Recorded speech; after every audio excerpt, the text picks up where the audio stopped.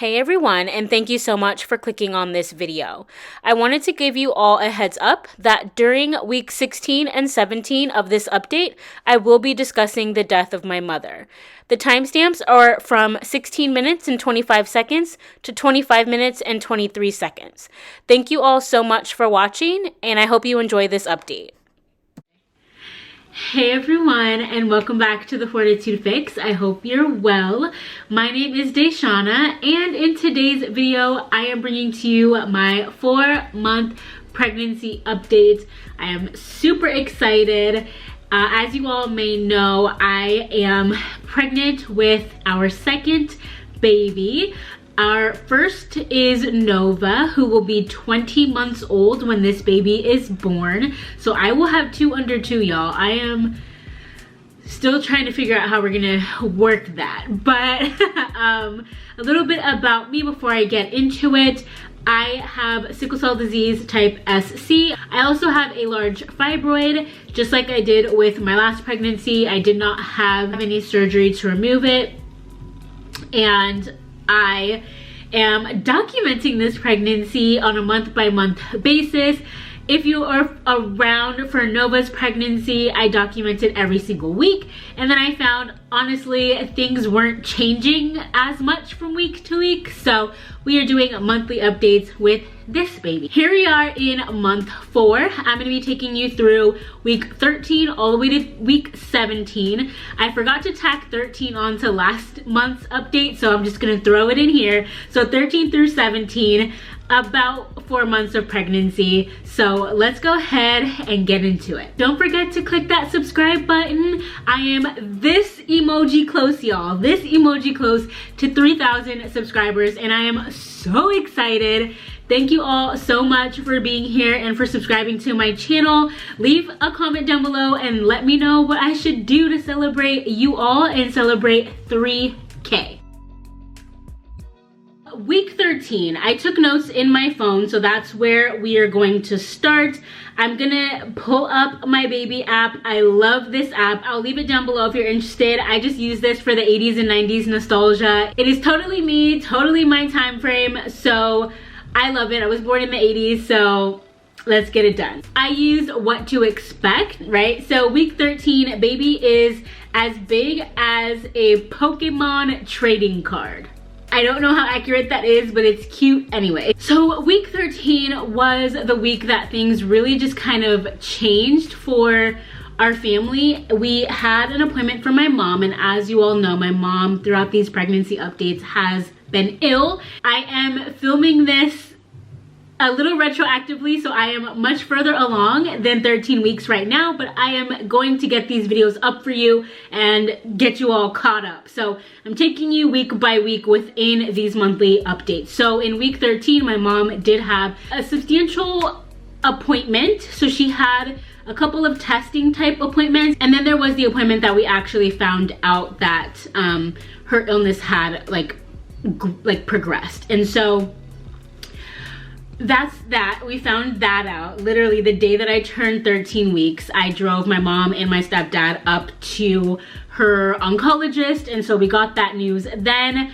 Honestly, you'll notice in this update I keep saying that like I didn't really feel pregnant. There was so much going on with me and my family that I kind of forgot about being pregnant. So in week 13, we had that appointment. I had a friend who was moving to a different state, so they had like a little going away dinner. So I went and I was able to kind of hang out with friends and go to like this bar after, and obviously I had like some little fizzy sodas and whatnot, and no one knew at that time that I was pregnant, and it was just really fun, like a cute little secret, but also such a good time to be out with friends and knowing that my husband was back home with baby, and baby was already asleep by then, and it just felt nice to be out. I had another dentist appointment. I don't know if I mentioned that in the last update, but I had to basically have a deep cleaning, so they do it in 2 sessions. Anyway, I had that dentist appointment. Nova had a swim lesson, and you know, I don't know if you all saw that video a couple of videos back of Nova's first swim lesson, but it didn't really go that well. I was working toward tapering off and dosing off my mom's medication that she was on, or some of it, because there was a lot. She was on a particular steroid, and so I was tapering it off, and I think in week 13 is when we finally ended that steroid, so that was good. I felt like there was a cold or something coming on in week 13, but it wasn't like anything big. It just like sniffles and, you know, runny nose, stuff like that, but I wasn't concerned about it being anything more, and just decided to continue to go on and just kind of see how I felt.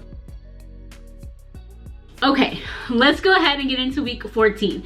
In week 14, baby is as big as the bubble tape bubble gum. I don't know about y'all, but I actually used to love that stuff. And I mean, honestly, the flavor didn't last for too long, but it was just so fun to unroll it and like close it and like break it off. And anyway, it was really fun. In terms of the updates, this was really fun. We went on a trip. Was this our first trip without baby? I think it might have been. It was our first solo trip, just my husband and I. We went to Portland, Oregon, and we had such a good time. We went to this amazing waterfall. We, you know, ordered food in the hotel. We went to the free lounge that we have access to inside of the hotel, got some snacks and some goodies for the room, and it was just, we watched a lot of Netflix. It was just so much fun to be in a new place and to be away with my husband for our wedding anniversary. And thank you so much to my mother-in-law who stayed and took care of baby girl while we were gone. It was such a good time. It was much needed. Now, the trip did not come with any less of the family drama.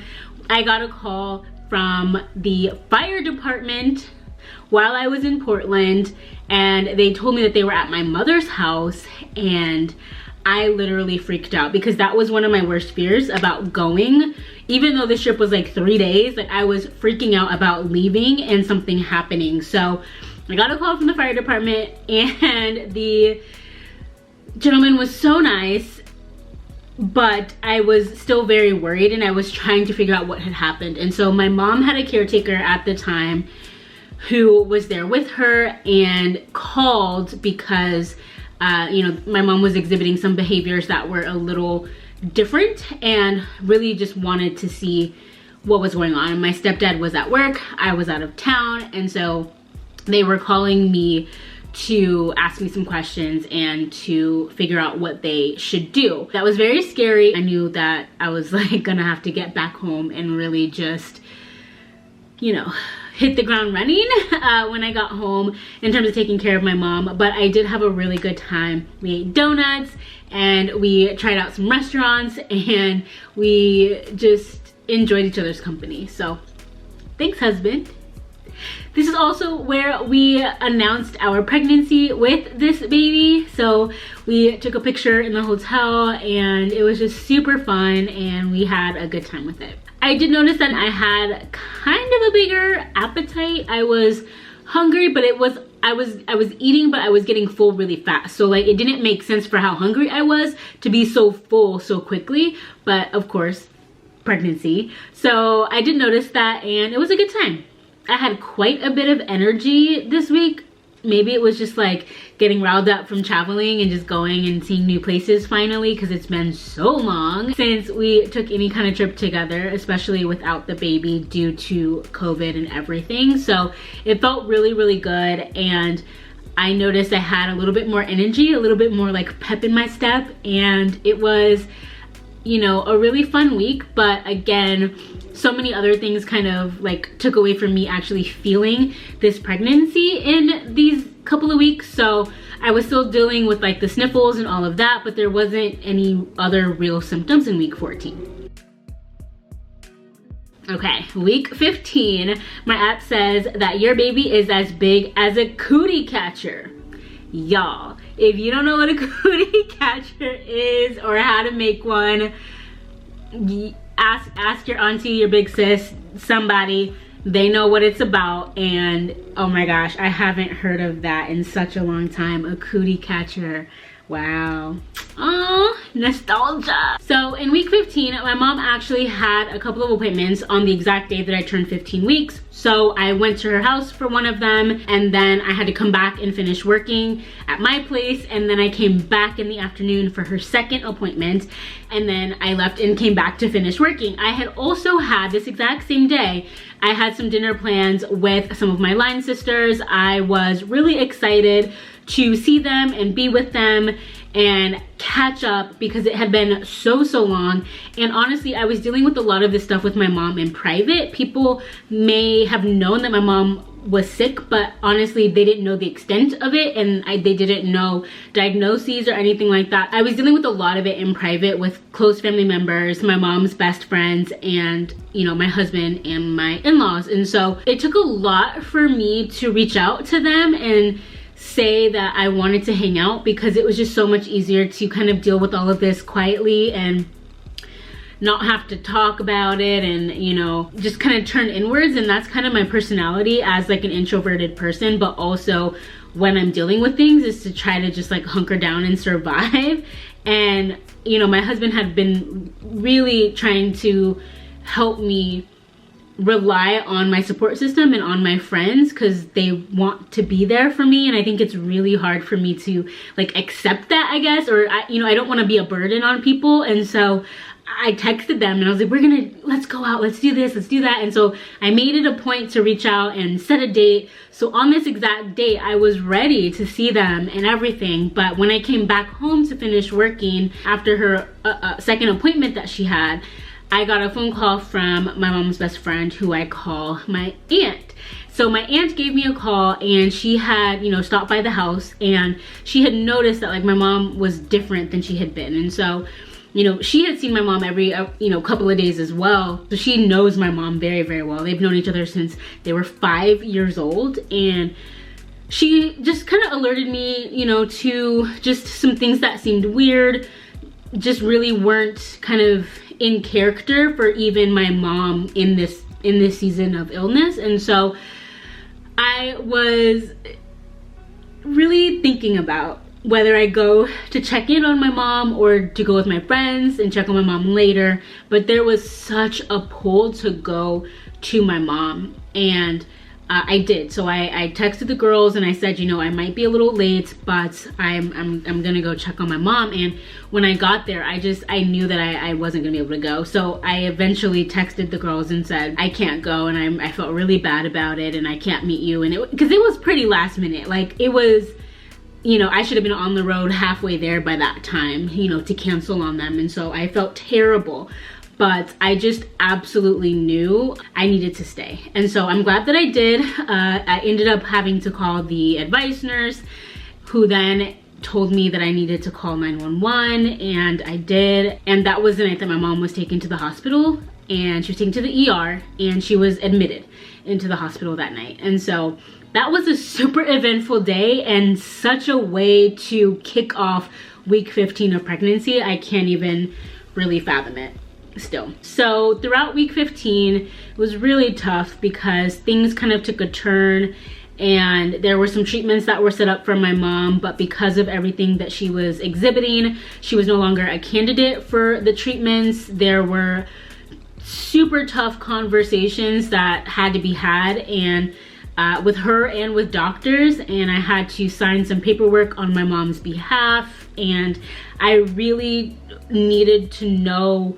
what this looked like and what the prognosis was for the future. So I kind of pulled aside 2 separate doctors. I called and spoke to her oncologist, and just, you know, I was like, please just give it to me straight. Like, what is happening? What is going on? And to this day, it's really hard to even talk about, to relive. But, you know, I heard the honest truth, and what I felt in my heart and what I believed was different, a little bit different than what I was told. And it was hard for me to come to grips with that. It was hard for me to us to tell that to my mom.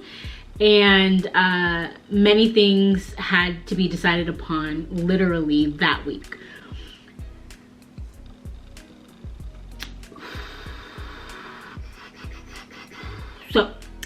the end of that week, lots of conversations, me at the hospital, my husband with the baby. It was just a lot for our family. There was really nothing else that doctors could do, and they discharged my mom. My mom spent Thanksgiving in the hospital, and I spent Thanksgiving without my mom. You know, after everything was said and done, they sent her home, and we were just, you know, just waiting. So there was a lot of prepping the house for her return. There was a lot of cleaning. I was at the store buying things. You know, it was just a lot. It was a lot. And I'm so grateful for all the help that we had with, you know, all of this from my aunt and all the support that we had.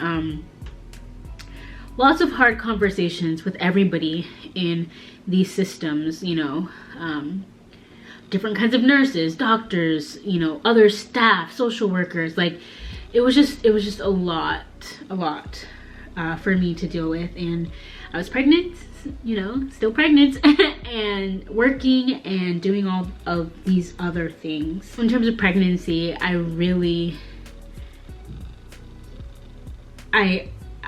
this is one of those weeks for real that I forgot that I was pregnant. Everything else just overshadowed this pregnancy and how I felt. But I felt good physically. I was just emotionally drained. I still had the runny nose and I was super mucusy, but this week of pregnancy was a lot for me. Emotionally, that wasn't even related to the pregnancy. Week 16 is your baby is as big as a Polly Pocket necklace. I don't know if it's just me, but these last three seem to be the same size. They're not really like getting bigger, but that's what the app says, so that's what I'm going with.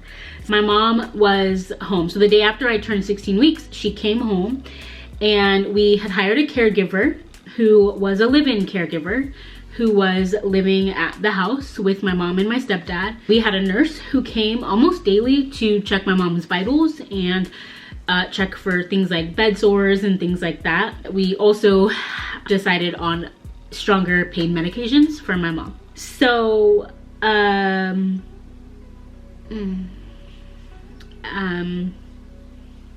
16 weeks and 5 days, I get a call at 6 a.m. and the caregiver had told me that my mom passed away, and that she had just passed away. I can hear my stepdad in the background who is sobbing, and he's on the phone with my grandmother, so my mom's mom, and the caregiver called me. And so it was so interesting. That night I really wasn't sleeping that well, and I had just kind of dozed kind of back to sleep, and I got the phone call, and I just knew. I absolutely knew. The day or two before that, we were at my mom's house, and we brought Nova and my husband, and we were all just there and talking and having a good time, and my mom got to hear and see Nova, and there were some things, that I could notice with my mom that were declining, and it was just heartbreaking. And I didn't want her to worry, because one of the things she told me the week prior in the hospital is that she was extremely worried about me. And I just told her everything that I ever wanted to tell her. I told her everything that I've already told her, but told her again. And I knew that within the next, couple of days maybe. So when I got the call, I just absolutely knew. And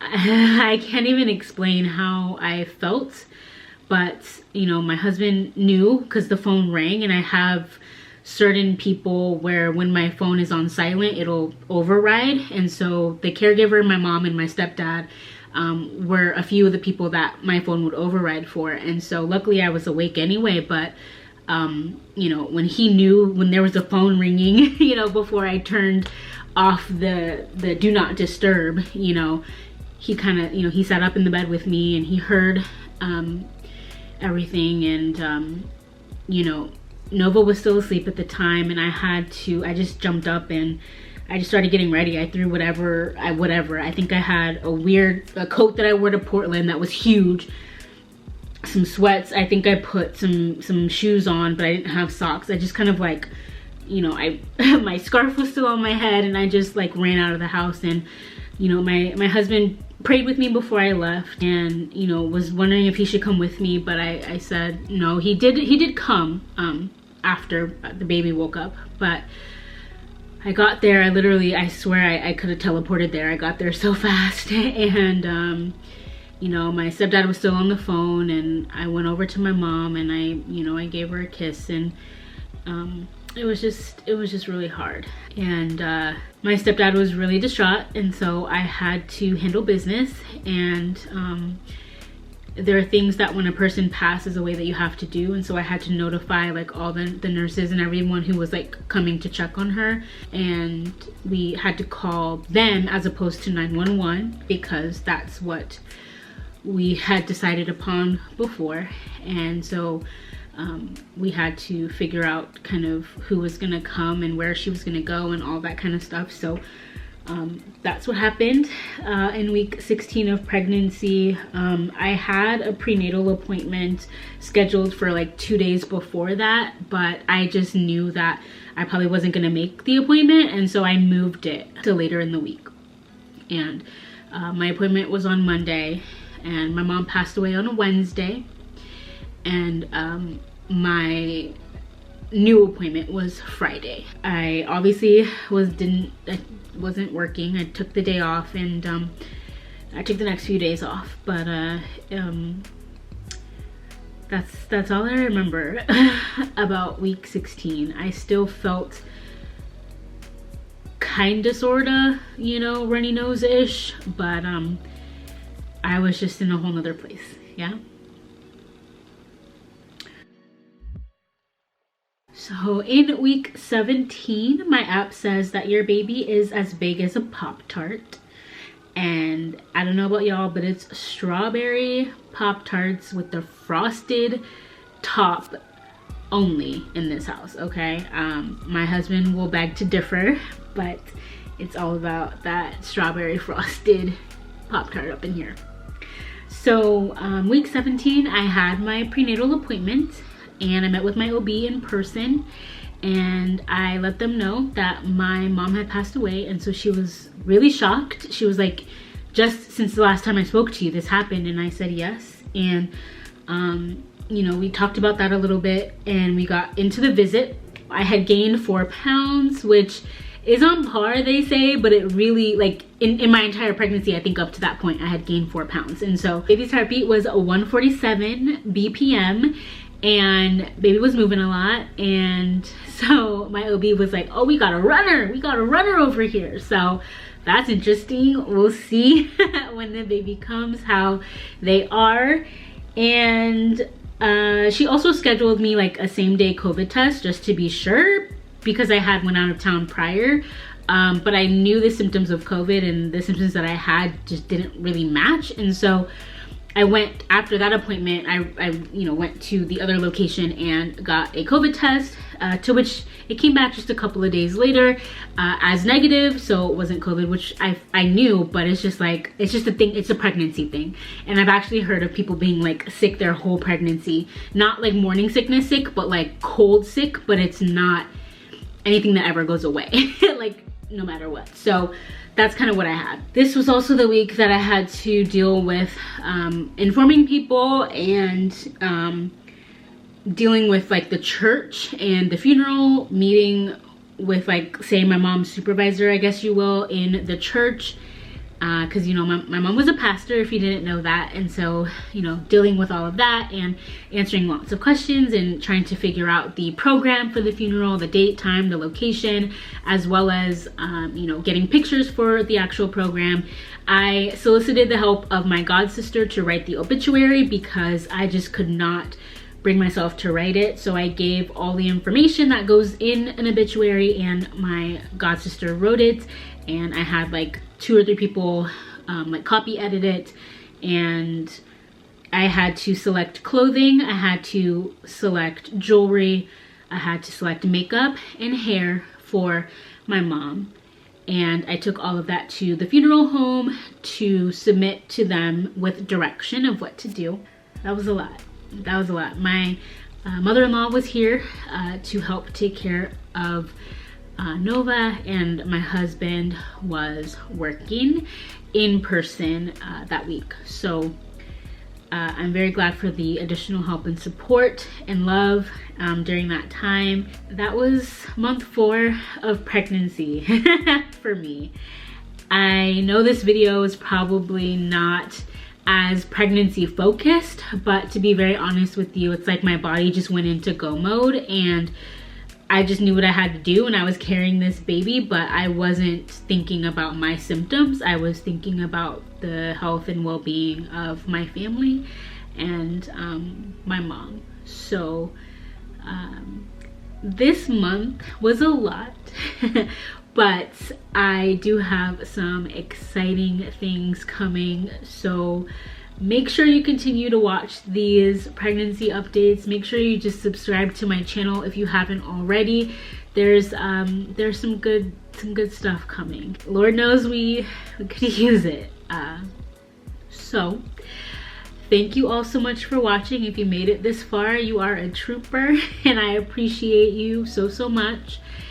Leave me a comment down below. How are you feeling? I want to check in on your strong friends, okay? How are y'all doing? So tap in the comments below. Let me know how you're feeling, and I am sending all my positive prayers, love, and light to you and your family, and I will see you right back here in my next video. Thank y'all so much for watching, and I'll see you next time. Remember to always, even though it's hard, always fill your cup. Bye.